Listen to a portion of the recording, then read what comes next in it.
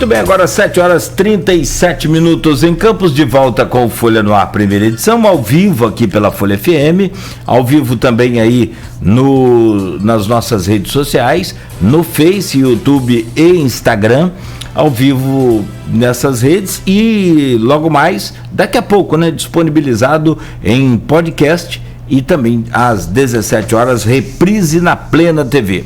Nessa primeira parte do programa, temos aqui a satisfação e a honra de conversar e receber a doutora Janaína Rangel Lobo.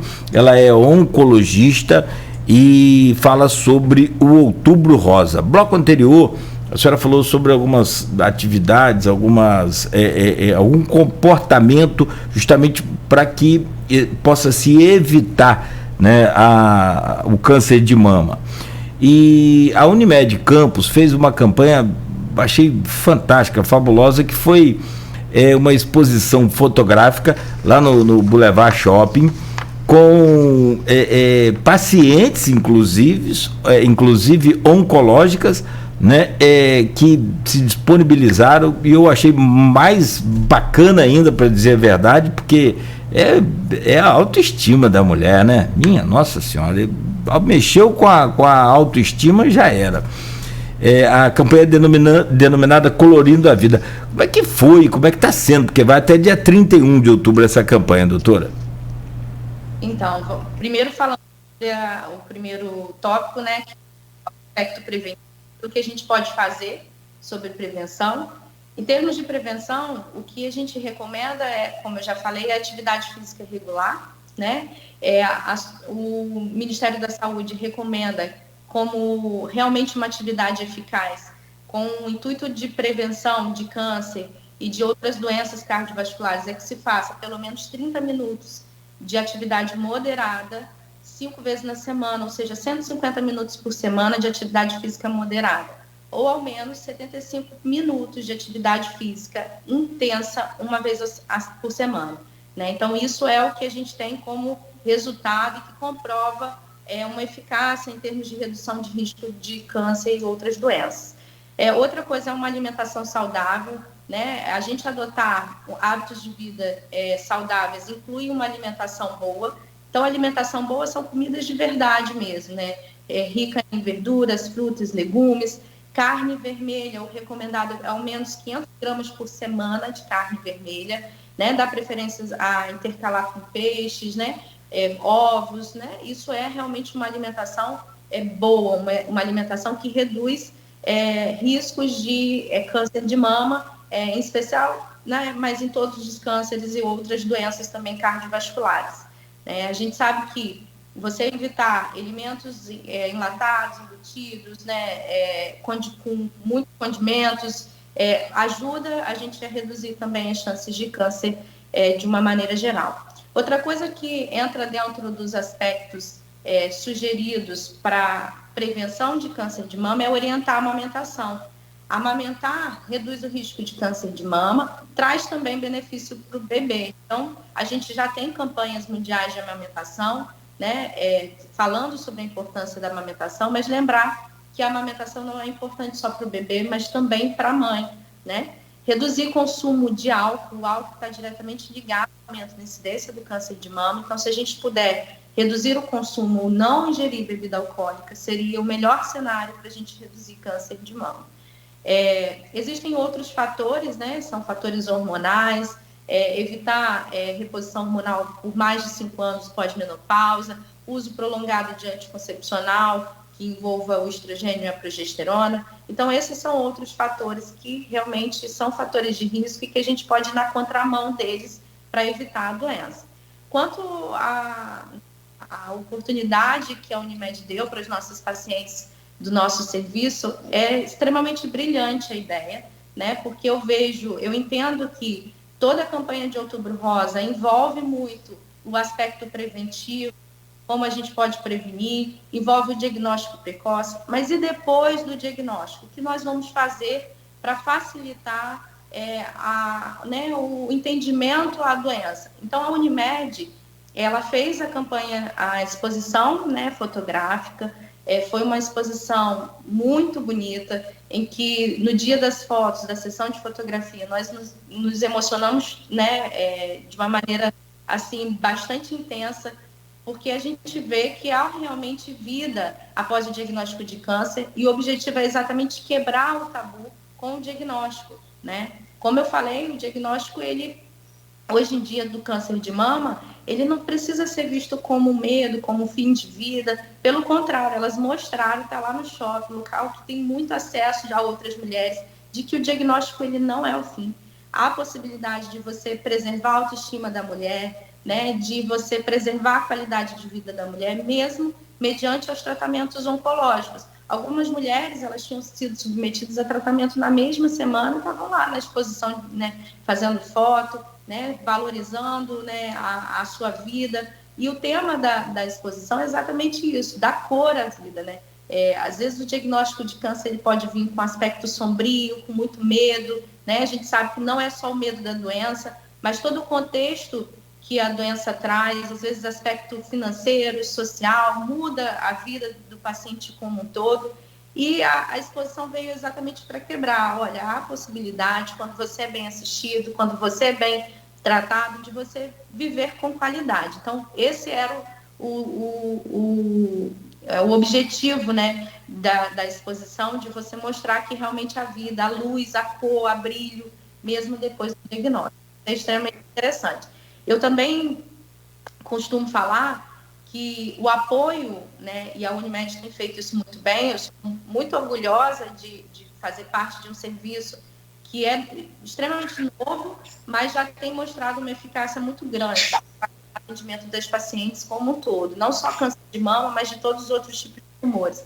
Hoje a gente conta com apoio multidisciplinar, e isso é muito importante no cenário oncológico. A gente tem atendimento com psicólogo, com nutricionista, atendimento com serviço social, para tentar englobar a paciente como um todo, não só olhar a doença em si, mas olhar a paciente em todos os aspectos, em todos os cenários.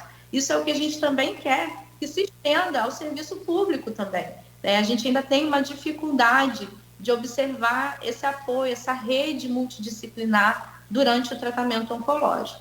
Tá? Então, foi muito bonito a iniciativa da Unimed, muitas delas, né, ficaram extremamente felizes.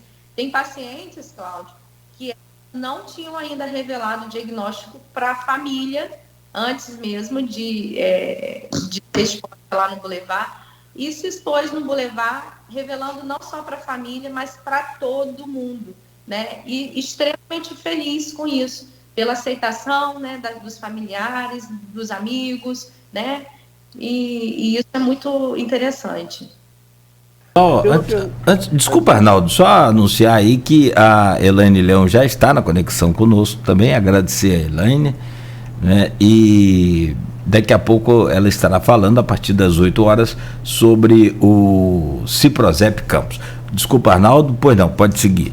Eu estou com uma pergunta aqui do Edmundo Siqueira, né? Até um assunto que vocês já abordaram aqui agora, durante esse bloco. Ele coloca o seguinte, ele pergunta o seguinte, na verdade: existem estudos na área oncológica que relacionam a resposta física, a gente estava falando sobre essa questão da atividade física, a doutora Zanana estava falando aqui agora, aos tratamentos com a condição emocional dos pacientes. Tem essa questão também, a resposta física com o emocional dos pacientes. E aí ele inclui iniciativas como a do Boulevard Shopping, em parceria ou na verdade a da Unimed em parceria com o Boulevard, possuem também o caráter de prevenção e trazem a importância de identificar a patologia em seu início. E aí ele estende um pouquinho. Como você acredita que o poder público pode agir também nesse sentido? Muito boa a pergunta do Edmundo. Obrigada, Edmundo, pela participação. Eu acho que a campanha, né, a iniciativa pública, ela tem várias formas de adotar nesse cenário também. É possível. Às vezes o que falta é entendimento dos gestores e entendimento da importância de se fazer esse atendimento mais humanizado. Eu acho que a palavra pós-diagnóstico de câncer de mama é a humanização. A gente tem que entender que o câncer de mama, o médico profissional, eu não me vejo tratando nenhum paciente oncológico mais sem ter um suporte de uma equipe multidisciplinar. Eu não sou sozinha. Para eu abordar, não adianta eu olhar só o tumor em si e dar tratamento para aquele tumor. Existe todo um contexto de doença no todo, né? A paciente adoece no seu aspecto social, no seu aspecto psicológico, no seu aspecto financeiro. A família dessa paciente adoece. Os filhos, às vezes, têm dificuldade de entender todo o processo. Quando é um paciente jovem, tem pais, a mesma coisa. Então, existem muitos viés junto ao diagnóstico do câncer de mama que devem ser abordados. Então, hoje, eu sugiro para todo serviço que tenha um atendimento com pacientes oncológicos que forneça não só o tratamento, mas que tenham o envolvimento do aspecto psicológico, que tenham sessões de psicologia, sessões de nutrição. E a atividade física, ela é importante não só no aspecto preventivo, mas também pós o diagnóstico do câncer de mama. Nós estimulamos a todas as pacientes, né, com certeza com uma avaliação individualizada, né, cada um podendo fazer um certo tipo de atividade, que elas pratiquem atividade física mesmo após o diagnóstico. Nós sabemos, existem estudos que mostram que a atividade física após o diagnóstico de câncer de mama reduz as chances de recidiva do câncer. Olha só que interessante. Então, isso é um ganho muito importante. Além do mais, a atividade física ajuda no emocional, no psicológico, né? Não tem só benefício para o corpo. E a gente não fala isso em termos de estética. A gente fala isso para alcançar atividade física, uma boa alimentação, a melhor composição corporal. Porque não é a redução de peso que a gente quer o equilíbrio do corpo, né? Entre a gordura e o tecido muscular. Então, quando a gente fala de ajuste na alimentação, na atividade física, é para almejar um equilíbrio desse corpo, uma composição corporal adequada, né? Então, é basicamente isso. Eu acho que ainda falta muito entendimento de muitos locais, né, de entender que a mulher com diagnóstico de câncer de mama, ela precisa ser vista de uma maneira geral, não só foco no câncer. A gente falar sobre prevenção é importante, falar sobre diagnóstico precoce é interessante, mas o mais importante é a gente também olhar após o diagnóstico. Será que elas estão tendo tratamento oportuno? Né? Será que elas estão sendo devidamente tratadas, sabendo que o câncer de mama é uma doença heterogênea, com várias nuances, com vários aspectos, né? Será que elas estão tendo, além do tratamento oportuno, diagnóstico no tempo correto, tendo acesso, depois de uma mamografia, sendo diagnosticada, elas vão ter acesso à biópsia em tempo oportuno, né? Vão ter acesso a outros exames de imagem de forma correta, né, no tempo certo. Então, são essas questões que a gente ainda elabora dentro do Outubro Rosa.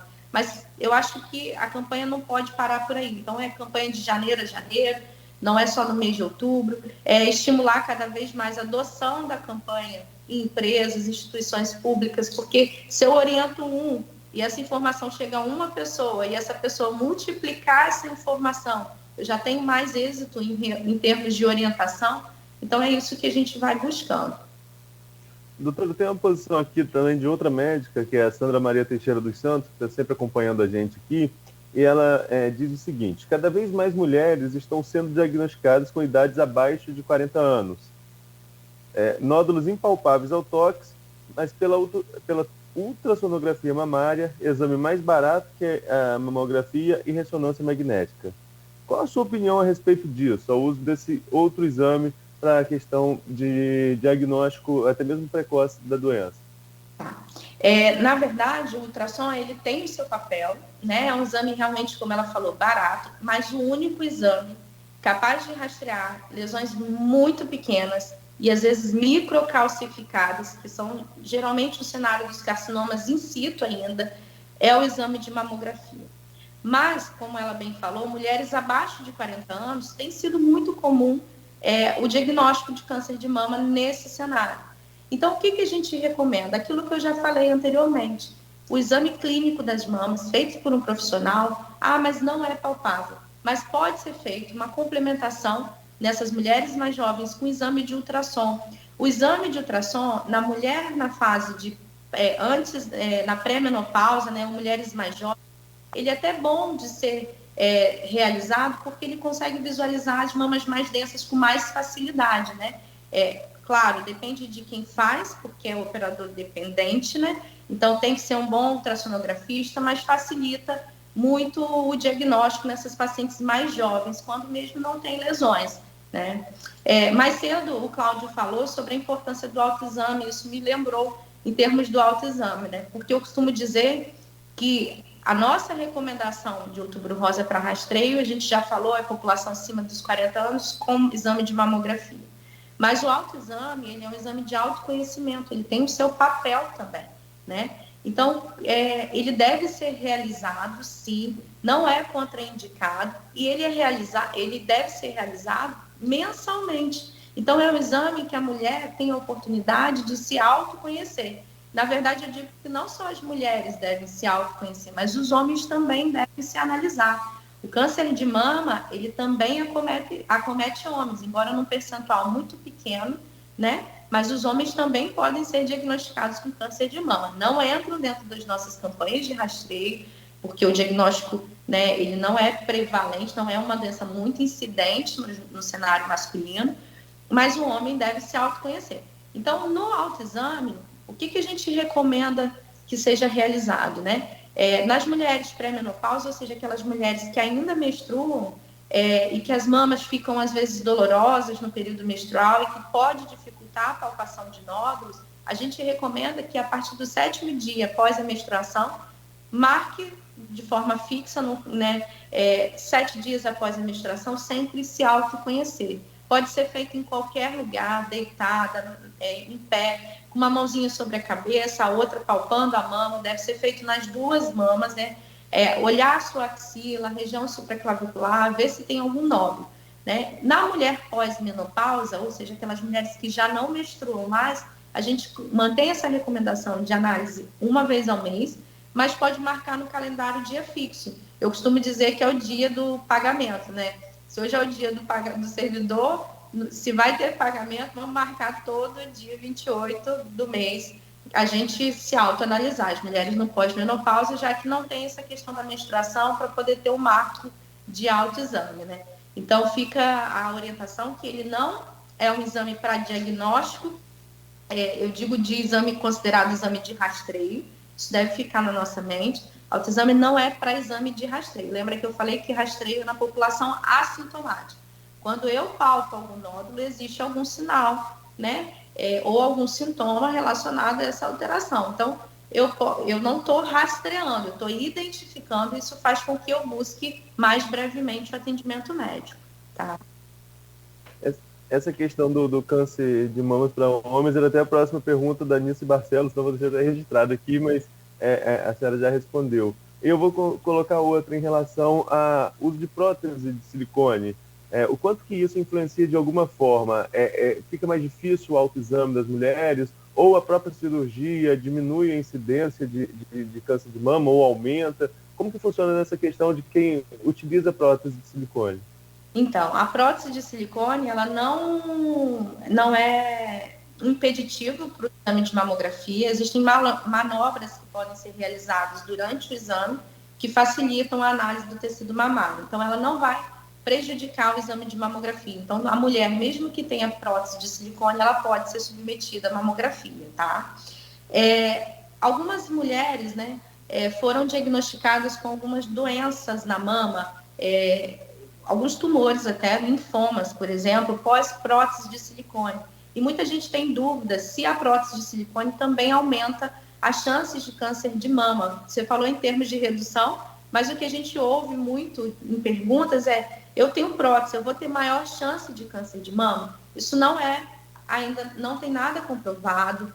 A prótese de silicone, a princípio, não vai aumentar a sua chance de câncer de mama. Como eu falei, os fatores de causa de câncer de mama bastante conhecidos são fatores hormonais, fatores comportamentais, fatores genéticos, embora um percentual muito pequeno, de 5 a 10% dos casos só estão relacionados a fatores genéticos, né? Mas a prótese em si não gera um aumento do câncer de mama, ou seja, das estruturas do tecido mamário. O que se observou foi o aumento de alguns casos de linfoma nessa região próxima ao tecido mamário, mas não é considerado um câncer de mama propriamente dito, tá? Doutora, são 7h57. Dá vontade de a gente ficar conversando amanhã toda, até porque é aquilo que a gente falou, o conteúdo dessa entrevista é muito importante.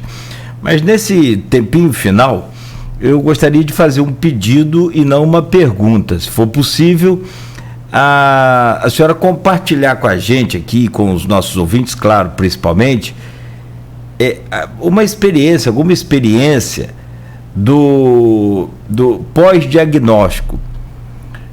A gente conversava até mais cedo e tem uma frase muito bacana que a senhora falou, é que existe vida, né, no pós-diagnóstico. Tem alguma experiência que a gente possa considerar, não sei se a pessoa que recebe um diagnóstico desse vai ter, mas pode considerar positiva no sentido de vida para a pessoa? Sim, na verdade eu tenho várias experiências, né? Eu acho que desde que você tenha um olhar humano para o paciente, seja acolhedor com o paciente, ele se sente mais à vontade de compartilhar algumas questões pessoais da sua vida para o profissional que está assistindo. E eu costumo dizer que eu acabo ouvindo muito as minhas pacientes e sou beneficiada pelas histórias ricas de vida, de superação que elas trazem, né? Muitas pacientes, às vezes, né, antes do diagnóstico, elas se sentiam um pouco mais tristes, seja por algum problema familiar, de acolhimento dentro da sua família. E após o diagnóstico, isso eu falo algumas pacientes, porque não vi só uma dizer isso. E na minha vida, eu já vi algumas, né, citarem a mesma frase, que ela descobriu a vida após o diagnóstico do câncer de mama. Por que elas dizem isso, né? Muitas delas, às vezes, elas antes, né, do diagnóstico tinham aquela correria da vida, né, trabalho, filhos, famílias, e às vezes não tem um olhar para si mesma, ninguém olha para si mesma, para ela com gratidão. E depois do diagnóstico de câncer de mama, elas tiveram a oportunidade de conhecer outras mulheres que enfrentam o mesmo cenário de doença, né? Elas conhecem mulheres que às vezes enfrentam situações, às vezes até mais difíceis, né? E aquilo que a gente reclamava anteriormente, mesmo com o diagnóstico, olhando o diagnóstico, às vezes olha, mas eu tenho diagnóstico de câncer de mama, mas eu estou bem, né? Olha outra paciente, olha, ela tem cenário um pouco mais difícil e está ótima, então uma vai dando força à outra. E o acolhimento profissional, né, da equipe que assiste esse paciente é fundamental. Então, muitas delas se sentiram abraçadas, acolhidas pela equipe que assiste e se sentiam muito mais amadas. Então, eu tenho pacientes que falam assim, eu descobri vida e amor após o diagnóstico de câncer de mama. Hoje eu tenho um acolhimento maior dentro da minha casa, hoje as pessoas olham para mim com um certo cuidado, com mais admiração, com mais respeito, e também dentro do ambiente onde eu trato, eu me sinto acolhida, me sinto amada, me sinto bem recebida, as pessoas olham para mim, não olham minha doença com pena, a gente, né, não tem pena da paciente geral, ela olha como uma guerreira, com estímulo, nada de pena, a gente estimula que ela é possível enfrentar, é possível você vencer, é possível você ter qualidade de vida, então a gente acaba estimulando coisas novas nessa paciente, o que faz com que elas se sintam mais vivas, e isso é tão bonito de se ver, a gente vê muitos resultados positivos com o tratamento, com esse acolhimento, e eu acho que esse é um diferencial. Hoje, no serviço que eu atuo da Unimed, a gente consegue fazer isso muito, de forma muito plena, de forma muito acolhedora, e esse é um marco-chave, um ponto-chave do nosso tratamento. Então, realmente, eu fico emocionada, não posso nem falar muito, porque eu lembro de algumas situações que deixam a gente realmente mais comovida, né? Porque são situações difíceis, é difícil você ter um diagnóstico de câncer de mama e ainda dizer, eu tenho vida após o diagnóstico, tenho amor após o diagnóstico, isso é realmente marcante. Claro que a gente torce para que as famílias e os amigos, né, deem esse carinho sem precisar de nenhum diagnóstico desse, é evidente, né? Mas, sobretudo também, há que se comemorar, porque não é fácil superar um diagnóstico assim, né? E o apoio dos amigos, principalmente da família, é evidentemente que fundamental. Olha, muito bom, eu espero que Arnaldo também, tenho certeza, gostou, você que está nos acompanhando tenha gostado, E em breve, espero que a gente possa estar aqui de volta falando aí, né, de boas notícias, doutora. Muito obrigado pela entrevista, muito obrigado. O programa até ficou curto demais, né, pela participação da senhora aqui no Folha no Ar, primeira edição. Sucesso, parabéns pelo trabalho aí. Eu que agradeço mais uma vez a vocês da equipe Folha, né, da rádio, e a Unimed de uma maneira especial, e também aos ouvintes, né, que participaram, interagiram com essa entrevista, tá joia? Tá legal. Obrigada pela oportunidade. Até breve. Até breve, se Deus quiser. Bom, muito obrigado. Arnaldo? Eu preciso agradecer também a doutora Janaína, né, e já está saindo aí da entrevista com a gente, e a gente vai um intervalo agora, né, Nogueira, mas sim, a Elaine já está aqui com a gente também, para fazer um gancho já para nossa entrevista no próximo bloco. Elaine, tem novidade, né? Pagamento dentro do mês trabalhado, presente aí para o servidor, mas o que a gente quer saber de você, na verdade, a partir do próximo bloco, a gente vai ter 1 hora para a gente conversar, se é um presente que atende bem a categoria ou tem outras questões que precisam ser resolvidas, né? É um dia de comemoração, mas também é um dia de luta, e é isso que a gente conversa no próximo bloco. Beleza, tá ótimo, tá bom. Já traremos aí a participação sua, tá bom, Elaine? E também lembrar, né, Arnaldo, tivemos aqui a oportunidade essa semana de conversar com o Vainer Teixeira, que revelou, está sempre em contato aí com o Ciprozep, tentando atender as demandas. Vamos ouvir o Ciprozep agora. São 8h04 em Campos, um rápido intervalo comercial no oferecimento dos laboratórios Plínio Bacelar, Proteus Serviços de Saúde e Medicina Ocupacional com a qualidade certificada ISO 9001-2015 e Unimed Campos. Cuidar de você. Esse é o plano.